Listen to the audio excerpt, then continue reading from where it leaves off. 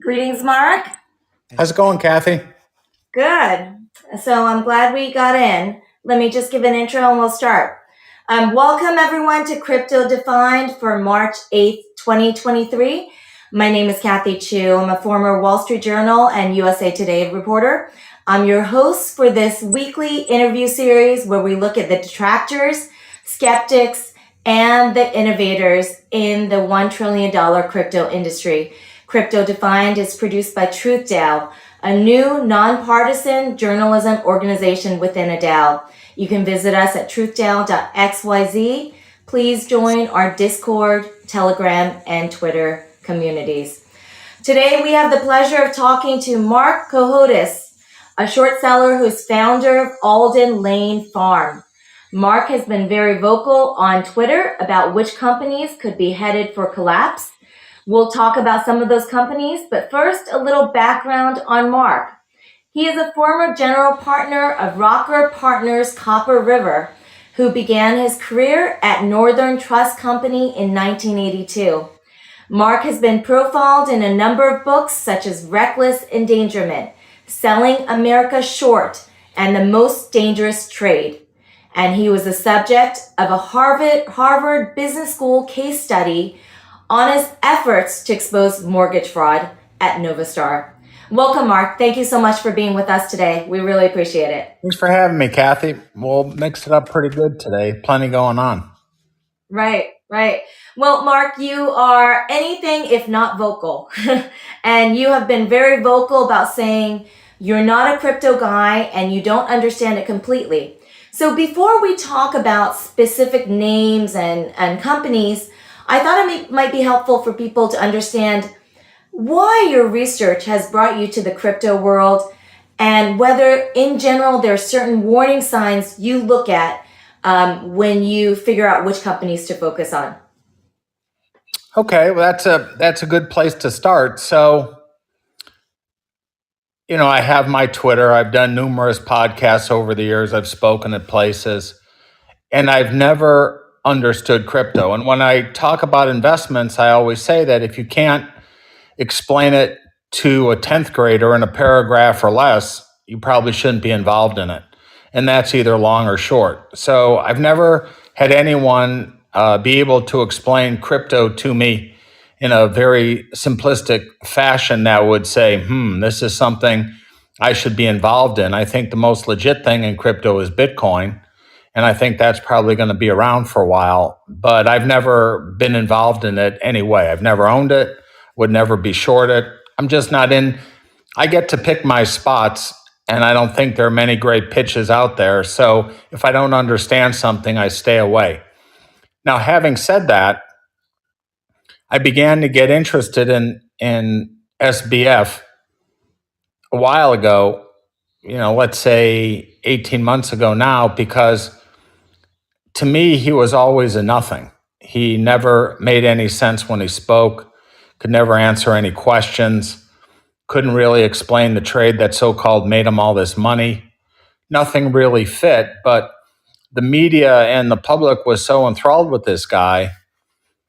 When something in my mind, and my mind isn't exactly normal, when something doesn't fit, I start digging deeper and I start working harder to figure out what doesn't make sense. And, you describe me as a short seller, and that's true. I short plenty of stocks and I own plenty of stocks, but I'm really a skeptic.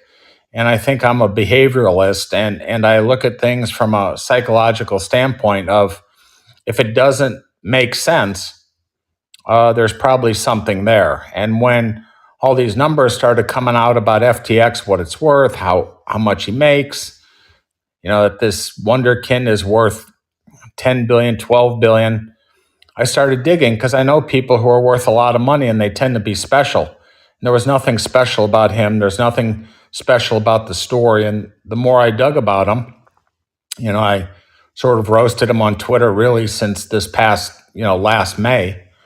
Nothing really added up. So I just kept going. But I had no skin in the game with SBF. I just wanted to expose a fraud. I wanted to take a bad guy out of the system. And timing turned out well, and I look all right there. Do you think from your experience, you have a bullshit detector that other people do not?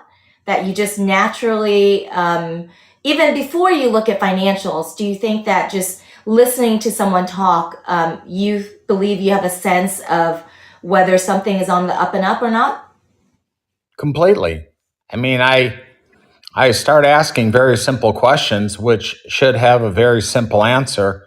And if people can't answer very simple questions, it's a lot of things go off. Again, I am a spring chicken how I feel and how I think, but I'm 63 years old and I've seen a lot. I mean, I've seen a lot of scams. I've seen a lot of schemes.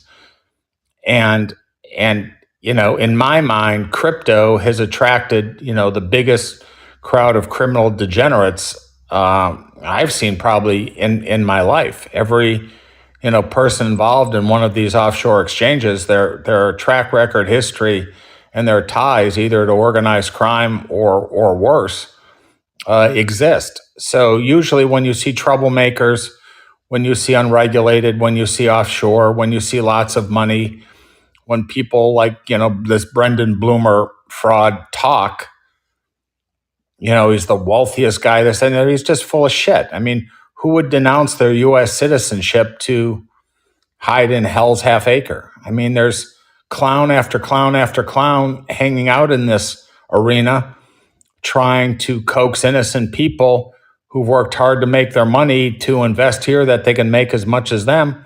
And these things are just scams. So doesn't I'm not special in that regard. There's nothing new under the sun. I tend to be more skeptical and I follow the money, and I just don't like seeing innocent people ripped off. So I have a platform and people know me and I've been around and enough's been written and said about me. So I have no fear in exposing frauds, none. And I have no fear of working hard and writing letters to put people in jail or prison. So I just do the best I can in speaking my mind and letting people know what I think and what goes on. And I want to talk about some of the companies you're focusing on right now. But before we do, could you tell us about one time that you got it wrong? Everyone gets something wrong at some point in their career. What is the biggest mistake you've made where you have thought that a company was not on the up and up, or you made predictions that did not come true? Okay, I don't want this to sound weird and I don't want it to sound crazy, but I'm wrong on stocks a lot. I'm wrong on timing of stocks. I'm wrong on how things play out. Could take longer than I think. I love this company called Enovix.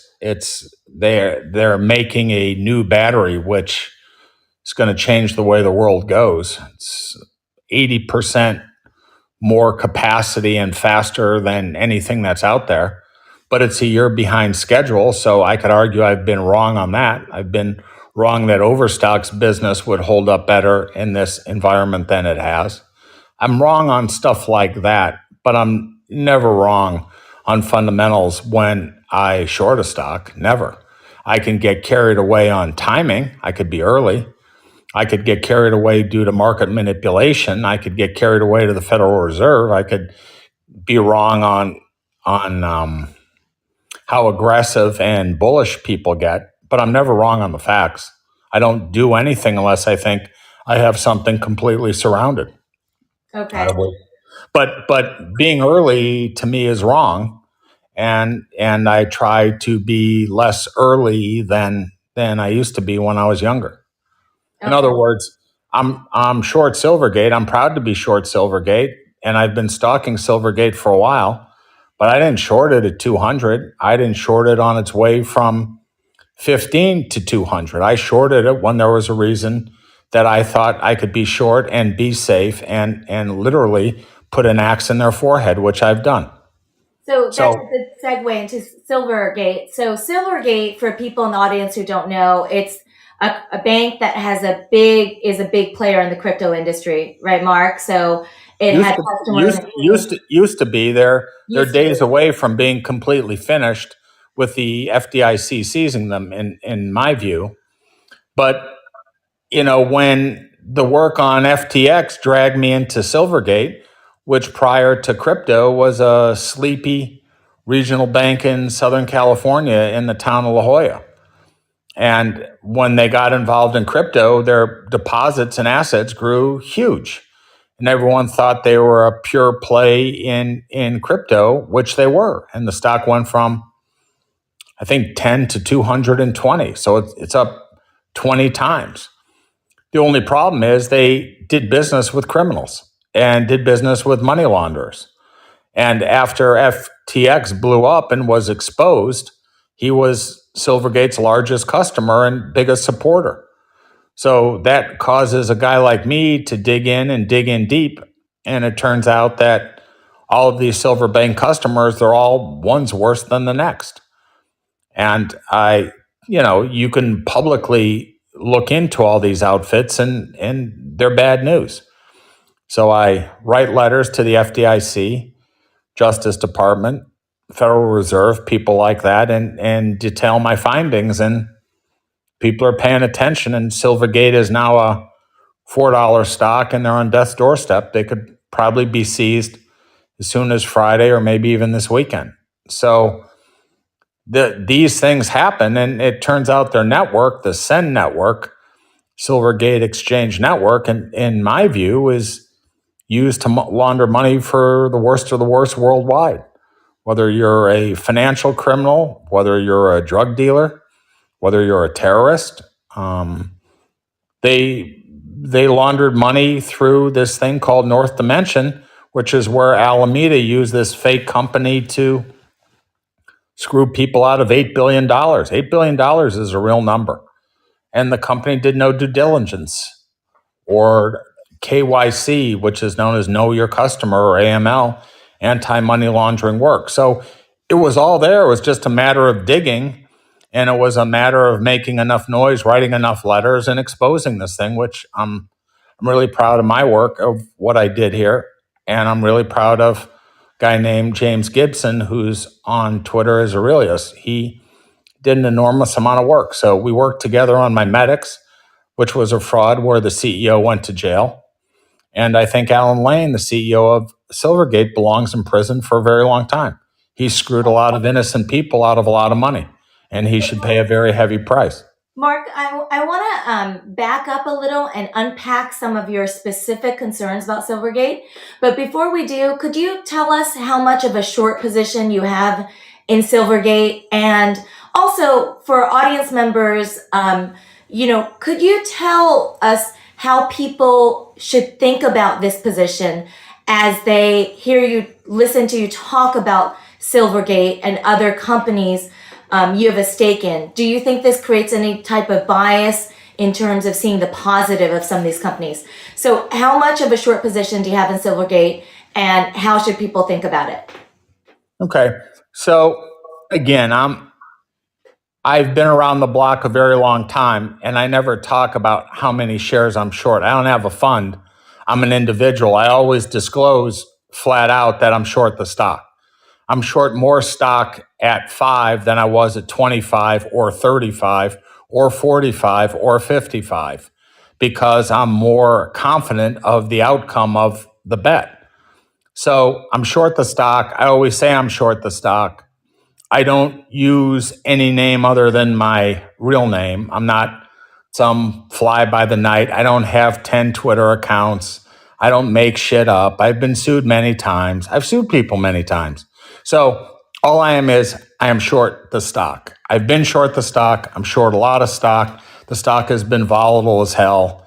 Certain guys manipulate it, making up all sorts of stories. People can look at a chart of the stock, and as the bank was falling apart, this thing had 270% rallies within 15 days, which for someone who's negative on the stock is very debilitating. So I hung in there. It was miserable because I knew I was right, but guys want to manipulate the stock like Zero Hedge and various guys on Twitter. They had their fun, but now they're walking around with an axe in their forehead. I mean, they've been destroyed. And rightfully so, should be destroyed because they did no work and they tried to manipulate it on bullshit stories. So everyone should always know that if I'm skeptical of something, I always say I'm short the stock. I got on Hedge Eye TV, gave everyone the idea at, $40, and I said I'm short the stock. And I'm proud to admit I'm short the stock because the company should not exist. And I'm very happy exposing what they did. Now, look, I'm a high-octane guy, and I've been sued a lot. I've never lost once in court, not once. I've been investigated a lot. I've never been charged with anything because people do not like hearing the truth. They don't like being told their kid's ugly. They don't like being told their wife's fat. They don't like hearing the truth. But I bring the truth, and I have to bring the truth because I talk about very serious stuff.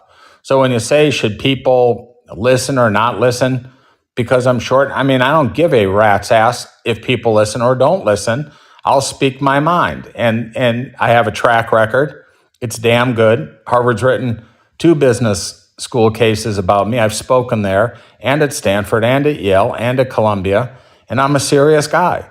So don't listen to exactly what I say. Listen to what I say and then check it out. Check And it if out. it, yeah, I mean, always never take anything I say as gospel. Or I mean, anyone else for that matter, right? or People anyone should else. always check it out. So let's get into the specific concerns, Marc. I think it's very helpful for people. I got a lot of questions from audience members in DM for you, to the extent of, how does Marc figure out which companies and at what point he becomes short a stock. So I'd like to delve into your process a little. So obviously you've been very vocal about Silvergate. In tweets, you've said you won't stop until the bank is seized. Silvergate has many problems, many problems, including losing $1 billion in the fourth quarter. Deposits have fallen by about $8 billion. You mentioned their deposits are probably down as we speak. They're probably down about 98%. So they're falling further. They're down to fumes right now. In the fourth quarter, it fell about $8 billion, but it is definitely falling further. You mentioned the Send network. You mentioned the ties to FTX. So what I wanted to ask you, Marc, is can you pinpoint for me and the audience, at what point in your analysis of Silvergate did you begin thinking, okay, this bank has problems that are not just problematic, to be cutesy, but this bank has problems that are irreversible. What point in your analysis did you realize that? I realized that when Alder Lane, the CEO of Silvergate, got on the Cartoon Network, which I call CNBC, and started lying to the public about his KYC and AML programs and was saying that none of these things have had an adverse effect on them.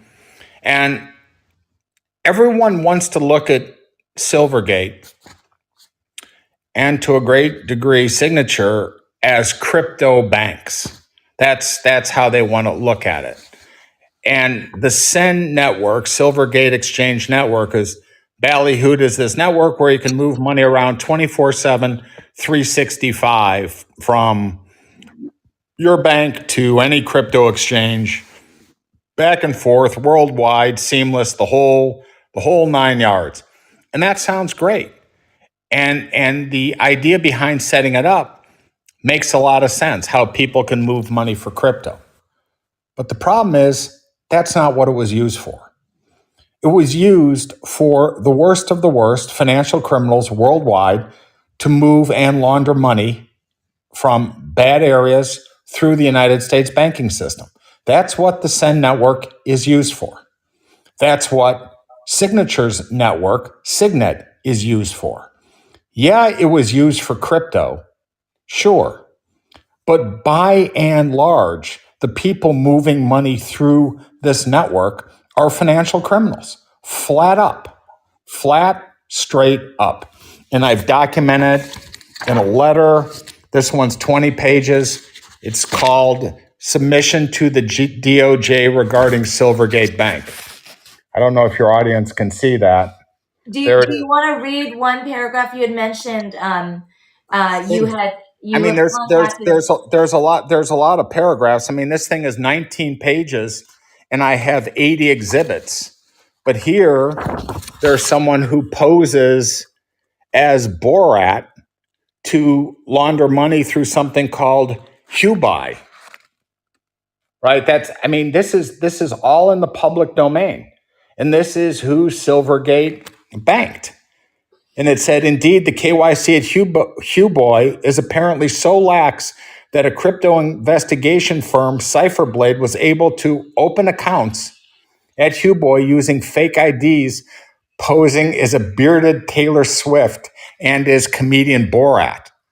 I mean, this is serious fucking business that you're able to do something like this and Silvergate approve you.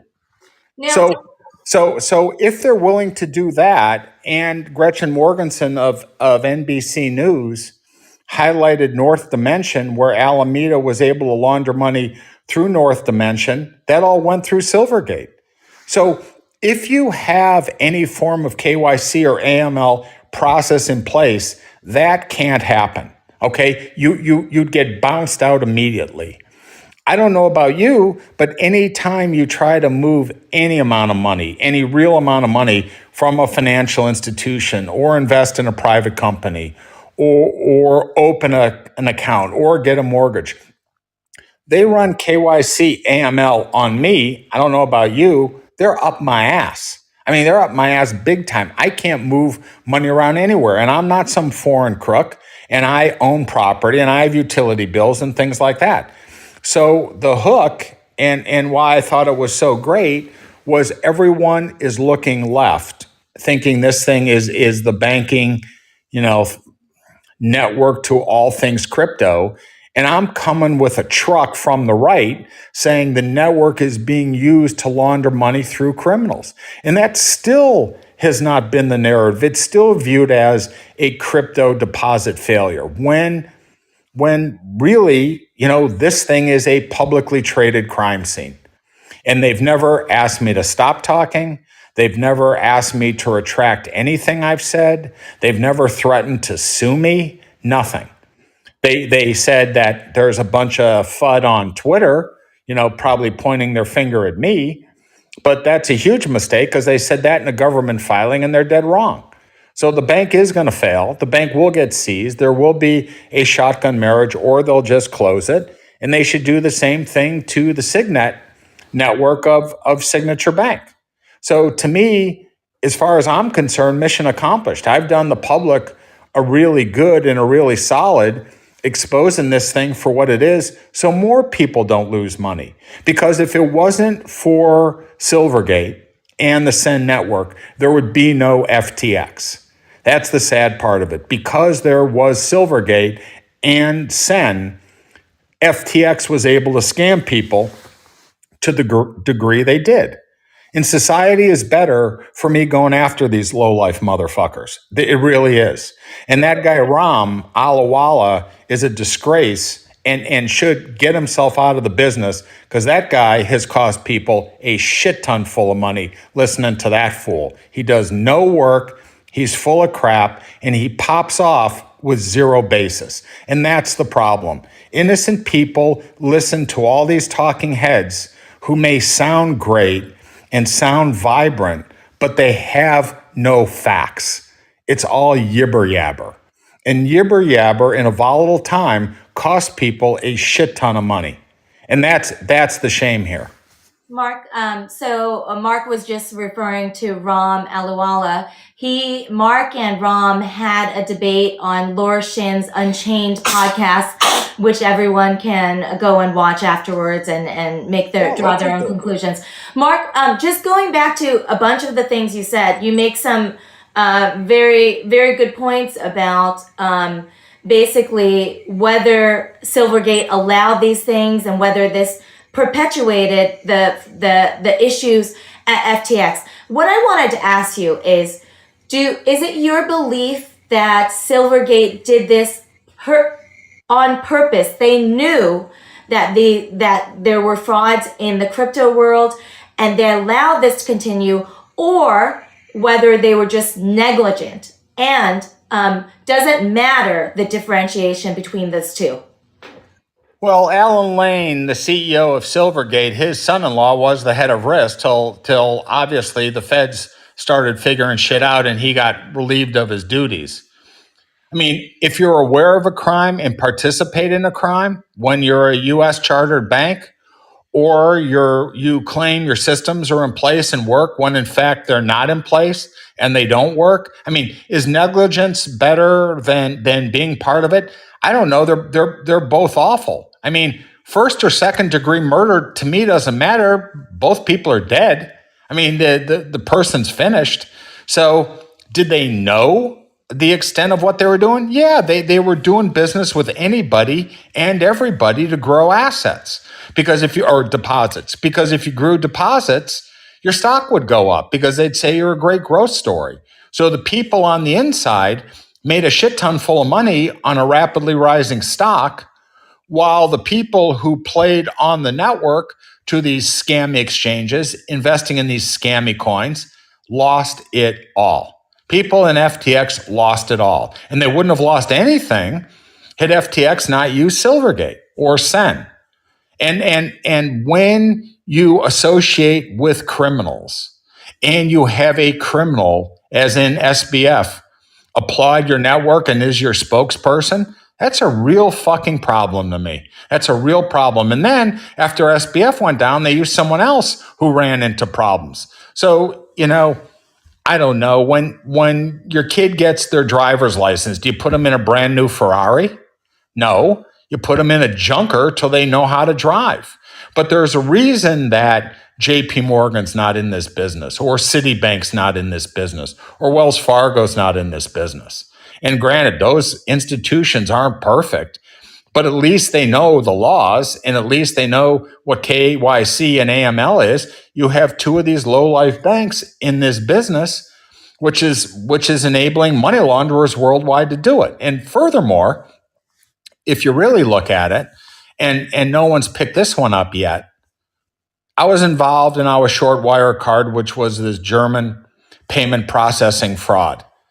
And they would enable criminals in all walks of life in far places like Dubai and Singapore and places like that. When Wirecard was exposed and went to zero in Germany, and the CEO is on trial right now as I talk, when they went under, you saw huge growth in both the Sen network, which is Silvergate, and Signet, which is Signature Bank. The criminals basically went from using Wirecard to using this mechanism. And why wouldn't they use the mechanism? You're breaching the United States banking system. So this gave the worst of the worst an ability to launder money through the banking system in the United States. And not one person has evidence that I'm wrong. And in the letters to the DOJ, the FDIC, the OCC, to all these people, I lay it out with 80 exhibits. And I'm dead ass right. And I'm pleased, very pleased with what I've done, because it's going to make the system better in the long term, because everyone's going to get exposed here. And no one did their job in checking these guys out. So, does that answer some of it? That answers some of that. Mark, you've mentioned that insiders of Silvergate have come to you and given you some information. I don't know how significant the information has been, but that you have actually mentioned it maybe in some congressional letters. Is there anything you can share with us about the generalities of the information that you've received that have kind of given you, I guess, more information into what's going on at Silvergate? Because it also depends on the level of employee that's providing this information, right? How credible it is. So can you share with us a little bit about what you have heard that makes you think that this company was doomed? Well, actually, no one from Silvergate ever reached out to me when I was first getting into this thing. I posted something on Twitter maybe a month and a half ago that if anyone has Silvergate signage, I'll trade them either an Alder Lane Farm bag, some rum punch, or eggs for it. And a former employee who quit there sent me a Silvergate jacket. And And he said, thank you. Keep up the good work. The place is rotten to the core. I said, like, what do you mean? He said he used to work there. And he said none of the systems work. And Alder Lane lied so much, he couldn't take any of the lies anymore and he quit. That's the only information I've ever gotten from a former Silvergate employee. That's the only thing that ever came forward. I didn't need anyone to come through. I knew by the numbers and by their customers how doomed this thing was. And where I debated Ram in that Lorishan YouTube that everyone should go listen, I said they have $1 billion in an unrealized loss. And Ram said, being the shit ass financial analyst he is, he said, I don't see it. Well, it was there on the balance sheet. So when they lost $1 billion, I said, I can't wait for them to report their fourth quarter. And he says, neither can I. Well, Ram, they lost $1 billion, right? And the company was doomed and finished after that quarter. And you said you couldn't wait for it. So it was all there in the numbers, plus the fact they used a criminal as a spokesman, plus the fact when you just comb the internet on their customers, one's worse than the next. And when you're doing business with the worst of the worst worldwide, and the government who's been sleeping at the switch here decides to finally look at it, bad things happen. Bad things happen. And then one thing I write, you said, can you read, some paragraphs? Thailand revoked Hubei's license in 2022, citing compliance deficiency. Fraudsters perpetrating scams allegedly ran rampant on Hubei, yet the lawyers for the victims are left with only a Seychelles mailing address where Hubei has no physical presence, allowing criminals to escape with their loot. Justin Sun reportedly acquired Hubei in 2022 after the exchange was purchased by an, in quotes, unknown party. Sun has been called the Theranos of China and an outright fraud. Well, when you publicly can gather this information, and this is a customer, a big customer of Silvergate, and Silvergate said they do visits to all their customers, I have a hard time viewing them visiting someone in the Seychelles where Hubei isn't even located, right? Then it was acquired by Sun with an unknown address, who's the Theranos of China. I mean, what else do you need? I mean, what else do you need? And this is a federally chartered United States bank. Mark, I have to tell you, I'm thinking as you're talking, I need comment from like 20 million people as we're talking. I just wanted to mention something about Ram. Ram was, just full disclosure, he was a previous guest on Crypto Defined maybe a month ago. He made some great points about crypto. We obviously don't have Ram's comment here because this is a podcast only with Mark. Bring them, it would be what, Kathy? Bring them on. It would have been great to have Ram on, and maybe we'll do that for a previous episode. But from what I watched of the debate between you and Ram on Unchained, it was a very interesting debate. People should go watch it. And Ram's points on the previous podcast were very cogent, not about Silvergate. We were talking about crypto in general. So let me ask you this, Mark. Silvergate's down 85% in less than 3 months from when Ram and I talked. And he is not man enough to say he really fucked it up. And if I was have you both on, I would love to have both of you on.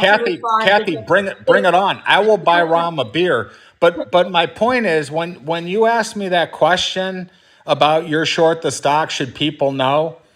If I was pitching a name to people and it's down 85% in less than 3 months, I'd come on your show. First of all, I'd throw up. Second of all, I would apologize to people and say how terribly wrong I am, and I'll never do that shit again. Because when you purport to be an expert, as he does, he talks in all these sweet sounding things and he sounds very smooth. But when you're down 85% in 3 months, that's a disgrace. And he's hiding, and Laura Shin's hiding. And it's a disgrace because people work hard for their money and they listen to people. And when you're down like that, that's not good. Because when you lose 85%, it takes you a long time to make that back. a long Let's talk time. more generally, since I don't have comment from them. Let's talk more generally. How would you respond to people who say that short sellers targeting companies like Silvergate are partly responsible for depositors pulling money out and causing a bank run? Silvergate itself, just to be fair, because I had asked them for comment, I told them that you were coming on the broadcast. I asked them for comment. They didn't get back to me, but I did go back to their 8K filing. They have cited in interviews and in their filing that they believe that short selling and short sellers are responsible for some of their problems. So how would you respond to that general criticism that the bank run was caused partly by short selling? What would you say to that?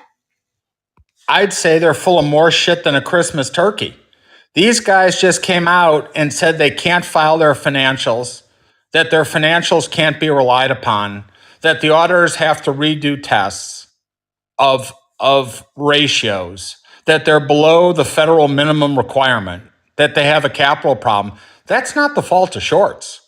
I mean, I give the shorts or the skeptics huge credit for exposing this fraud. The problem is it's very easy to blame the shorts. Way back in the 60s, when there were trouble or a murder, it was the thing to do to round up black people just because, right? So it's just a bunch of bullshit that people blame shorts for troubles. It's the companies. The shorts expose the problems. I'm not responsible for Silvergate's deposits leaving. I brought up exactly what this thing is, and no one in their right mind should have money in the thing. That's not me. It's not like I'm on the Cartoon Network. I have 130 some odd followers on Twitter. I make my points very clear. I write letters to the government. I write letters to their auditors. I work my ass off without a firm and without an assistant exposing this shit. So it's insulting to say it's the short sellers. No, it's the stupid bank and it's the stupid naive investors who listened to Alder Lane, who lied on TV and who lied on government filings. Because it's, how come they didn't announce that the FHLB, pulled their loan? Why didn't they announce that? So I don't buy into that. And the other thing is, how come they didn't say, send me a letter, cease and desist? They could have easily sent me a letter through their lawyer and say, quit talking about it or we'll sue you. And I've had that many times. I had it happen to me with a drug company in Canada called Concordia. They sent me a letter. They said, stop talking about it, blah, blah, blah. I told them to fuck off. They sued me, and then the company went out of business. And the guy who sent me the letter went broke. Okay. So I've been to this rodeo before, and it's very easy to blame the truth seeker. It's very easy to blame the person who does the work and say something's not right here. And sadly, a lot of people got scammed. But these letters, and I'll make them public one day, and I plan on writing a book one day exposing all this shit. These letters speak for themselves. And obviously, the FDIC and others took me seriously because they're paying a visit at the bank right now, probably to seize the thing. They're not down there eating fish tacos in La Jolla. I guarantee you. They're down there to seize the bank. And I think Alder Lane's going to end up in prison. And I'll go to his trial. So people who want to blame the shorts, it's way too simplistic. Way too simplistic. And if you play back that Linda or that Shin podcast, everything I said has come to pass. And again, I did poorly in school. I'm not some rocket science, and this isn't rocket science. It's just figuring out when people scam you and how they scam you. And that's what I did. Well, I appreciate that perspective, and I just wanted to let you know, to add context to this debate about the role of short sellers, I want to mention the point of view of Frances Coppola, an economist who's done analyses of many of these crypto failures, has looked at Silvergate, and she actually had a new analysis out, I think today or yesterday, about Silvergate on her site, coppolacomment.com. I asked her specifically about this, Mark, about what role, if any, short sellers played in Silvergate's downfall. I want to read to you what she said, just to give the audience members context. Ms. Coppola believes, in quotes, The troubles were entirely of Silvergate's making. Short sellers are important for price discovery, and in this case, they did their job well. I don't see any evidence that shorting Silvergate was abusive. And in her view, she said the short sellers did not cause the bank run, as some critics have said, some supporters of Silvergate had said. She believes that it started as a proxy run because of the FTX collapse and then kind of spiraled. So anyway, I just wanted to provide that perspective for people. I have a few people on my side. Her, my girlfriend, and my son. So that's all I need. So Okay. I'm in fantastic shape then. So I wanted to talk about Signature Bank also, but I wanted to ask you one more question about risk management at Silvergate. In listening to you speak, one thing that struck me is you've cited this key concern, and it's a concern that other members of Congress have cited as well, that the CEO's son-in-law was once a risk officer. I know he's been replaced, but he was once a risk officer. Other family members were inside the bank in key positions, and that's not always so uncommon in community banks. But now that the bank is making these changes, it is a fair question, I think, to take a look at whether the bank just didn't have this culture of risk management and compliance that kind of led to some of the issues that you mentioned, Mark, the KYC, know your customer, that led to installing the son-in-law, that led to a host of other issues that even Ms. Coppola pointed out, with basically the bank not being prepared to handle these digital assets. So I wanted to get your thoughts on that. Do you think the root of the problem at this bank is the lack of risk management? I don't think it's any one thing. I think it's everything. I think these are clowns. I think Alder Lane is at best D+ manager. They had some sleepy bank that was talked into getting into crypto by Barry Silbert. It was a get-rich-quick scheme. They said, don't worry about doing this stuff. We got you covered. They grew really fast. The insiders made a shit ton full of money, tens and tens and tens of millions of dollars. And everyone else got completely fucking smoked. So there was no risk management. There was no diligence. There was no KYC. There's no AML. There's no controls. There's no diversity of the business. They did everything wrong. But as long as you grow fast, that's all Wall Street cares about. So every firm from Morgan Stanley to JP Morgan to Goldman Sachs, they all were recommending the thing because deposits were growing so fast. No one stopped to think that this thing could go wrong, but it turns out they were doing business with criminals. So when you end up doing business with criminals and you're a banking institution, it usually doesn't turn out so well. So the son-in-law risk management, that's great if you're a sleepy branch bank, but you're a publicly traded company. I mean, once you go public, that's the major leagues. So they didn't have any adults there. Everyone there through their LinkedIn was average at best. And Alder Lane is just a buffoon. He's a greedy buffoon who made himself a lot of money. Now he's destroyed a bank and hopefully goes to prison. But it wasn't one thing, Kathy. It's everything. And what I told Aurelius is, or Gibson, I've seen an awful lot of frauds in my day. And I've exposed a lot. But normally some of these companies have a few things going for them. I mean, the Mimetic CEO ended up in prison, but I could bump into people who said the product worked. Bumped into a lot of people who said the product didn't work, but it was unclear whether or not the product worked, or, real hospitals would buy it, or certain insurance companies would reimburse it. Usually it's not all bad, right? There are certain parts that are okay. And if you play with accounting or you rip off veterans or you overcharge, that's where the trouble is. With Silvergate, everything was wrong. Everything was bad. From their customers, through the controls, to the AML KYC, to the accounting, to what they did with the money, to how they lied to Wall Street, to how they lied to their auditors. Everything was wrong. It's not one thing here. It's everything, which is why this bank's going to fail. Because no one in their right mind would take this thing at any price. I mean, I put on my Twitter, I'll buy all the signage for $10,000, and I'd probably pay $100,000 just for the bank. But, there's nothing here. And it's amazing the stock's still 4 or 5 or wherever the stock manipulators have it. So again, that the lady who you quoted, I'm glad she said it's not the shorts. That means she's credible, at least in my mind.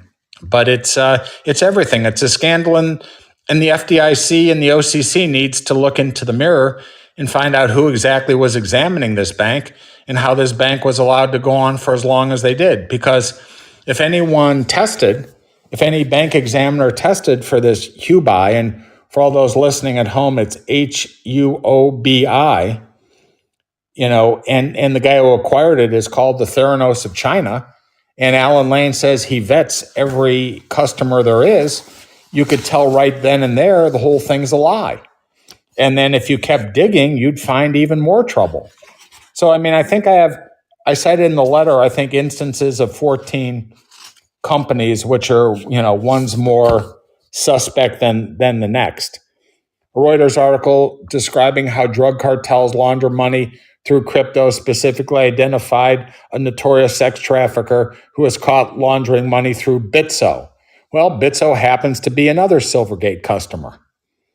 I mean, I got it through them doing stuff in Mexico, Brazil, the Seychelles, a Brazilian gang. I mean, a Brazilian gang using Bitso was caught using this method to launder a kidnapping ransom.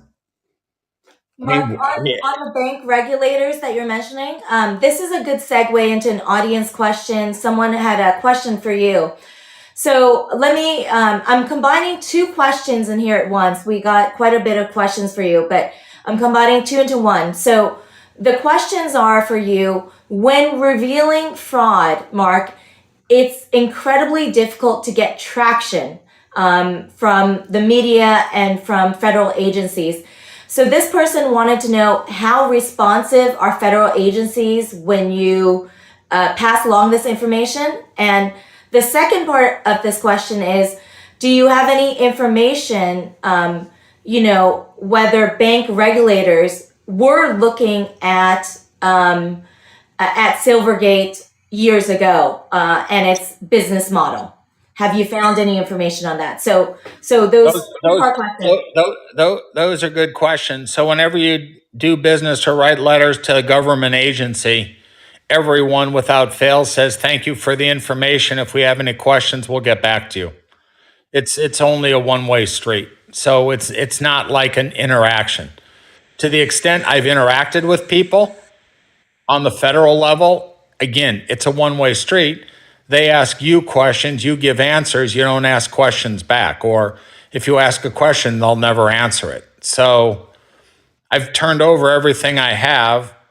I've answered questions to the extent that they have questions back. And I think it's a failure on many levels. But I think people are a lot of questions from the federal regulators and the state regulators. They seem open to the information you're providing? Oh, they're open to the information I'm providing. I think no one's too thrilled of the information I'm providing, because the information I provide make certain agencies and people look really bad. But how do I say this properly?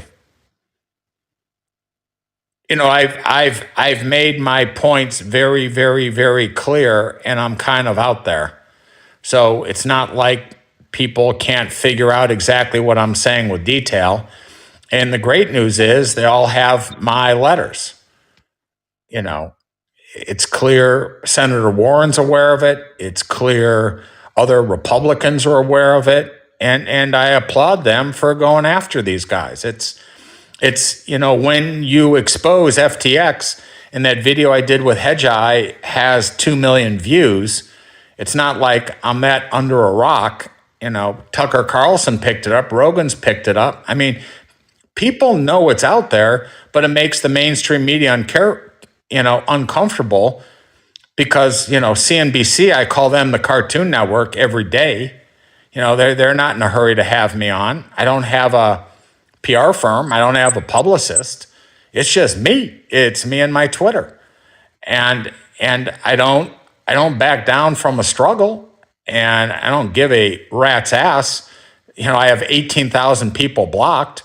So if people show me disrespect, I'll block them, but I just keep going in my mind till the job's done. And until the bank is seized or Allen Lane's indicted, I just keep going. And also, we can do another one because it's getting later. We can talk about. I have one more question for you, if you don't mind, Mark. We have time for one last question. I wanted to get into Signature Bank because you believe that could be the next company to basically have troubles. Signature Bank, for those who don't know, they're also a major player in the crypto industry. Some analysts believe that they could pick up some of Silvergate's business. I just wanted to mention that JP Morgan, in a note published to its clients Monday, reaffirmed its overweight rating on Signature Bank, basically a buy rating, saying that it sees long-term potential in Signature Bank. Okay, so what are you seeing that the analysts are not seeing? Why do you think there is trouble ahead for Signature Bank? Very briefly, if you don't mind. First of all, and I hope he plays this, the analyst at JP Morgan is just simply an idiot. He's a fool. He hasn't done his work. He doesn't know the least bit of what he's talking about. So let's think about this, right? If you're at Silvergate and I think what you're doing is criminal or you're a money launderer, the fact that you then go to Signature is not business I would want. So I view that as a significant negative, not a positive. They run something called Signet, which is their version of the Send network. And it's the same thing. They have huge exposure to Binance, which I think is just another FTX wannabe. I think they're going to be in real trouble somewhere down the line. And they do business with a lot of the same guys. Now, people will say Signature's in better shape than Silvergate. Well, that's for sure. Anyone's in better shape than Silvergate. Silvergate's going to get seized. Signature's better than Silvergate, but Signature still has major problems. And I think this Signet is going to get closed down and should be closed down. And it's going to turn back into a bank that it was pre-crypto, which is a whole lot smaller with a whole lot less earning power than now. So all I want Signature to do is shut down Signet, because Signet allows the same people to pull the same shenanigans that the Send network does. But they also have zero KYC AML protocols in place. None. And I have proof of it. And here's my signature letter. And there's some way, I don't know if you can see it, right? This is your letter to Congress, are you saying? No, it's not to Congress. It's the submission to the FDIC concerning Signature Bank. Okay. And assume that has gone to everybody. But there's plenty. This one's 20 pages, again, with 80 exhibits. So I get into it in great detail of what they're doing that breaks AML and KYC protocol. And whether it's Nexus Services, Voyager, Celsius, Oak Coin. I mean, it's the same thing with a different flavor. So I think Signature is next. Signature has significant problems. I think the government is sick and tired of these guys operating and doing this shit around the banking system. And I think when the government gets embarrassed, and they should be, I think they'll crack down on this stuff. Okay. And we reached out to Signature Bank, and they basically did not have much to say, but they mentioned that they had their investment grade credit rating reaffirmed in January. They said they had the mid-quarter update release, they didn't really respond to basically. Well, that's Mark's you know idea that they could be in trouble. saying you had the credit rating believed in January. That's back like Rom quoting Silvergate numbers back in September. And it's like saying the Titanic before it hit something was a great boat, right? It was a great boat till it sank. And Signature can say whatever the hell they want. But again, if I ran a bank like Signature and I had nothing to hide, I would get on your show and debate me tit for tat because they should know their business better than me. Instead of hiding under their mama's dress, saying we won't talk about it. I mean, why be scared of a guy like me? I'm one person. I'm one person without a firm that does his own work. The reason none of these guys, none of them, can take me on or debate me because they know I'm right. And they would love to see me just shut up or go away. But the good news is I don't shut up and go away. I have a long memory. And when I get disrespected, like Rom did and Laura Shin, I come back and push back hard. And if people don't like it, don't tune in. But if you would have listened to Rom or you listened to the JP Morgan guy on Signature, I mean, I think the stock's down 10 or whatever percent since that guy popped off with his re-recommendation. And if I sound chippy, I am chippy. I get pissed off because this bullshit should stop. And the fact that it keeps going on and on and on and Wall Street keeps pushing this stuff is the reason why you have the FTXs of the world, because people don't do their work and they don't ask the difficult question. So I do ask the difficult question. I do the work, and I'm not going away anytime soon. Thank you so much for coming on the show. We'd love to have you back another time. We didn't get to talk about a lot of issues. You can find Marc on @AlderLaneEggs on Twitter. He is very vocal, as you can see. We'll have a recap on our interview with Marc in the next few days at truthdao.xyz. Some of the podcasts he mentioned you can find on Laura Shin's Unchained, and I welcome you and Rom and anyone back at any time. Thank you again, Marc. Let's bring Rom back anytime, anywhere. Anytime, Rom, anywhere. We'll go over everything you talked about, and we'll see how you own it and what you have to say. And Signature Bank or any of the other people that you mentioned that anyone who would like to debate with Marc. Let's bring on the JP Morgan analyst, the Morgan Stanley analyst, all the bulls, the CEO of Signature. Let's do a 6-on-1. They can all ask questions with you, and I'll just give them the answers. And let's see who wants to show up.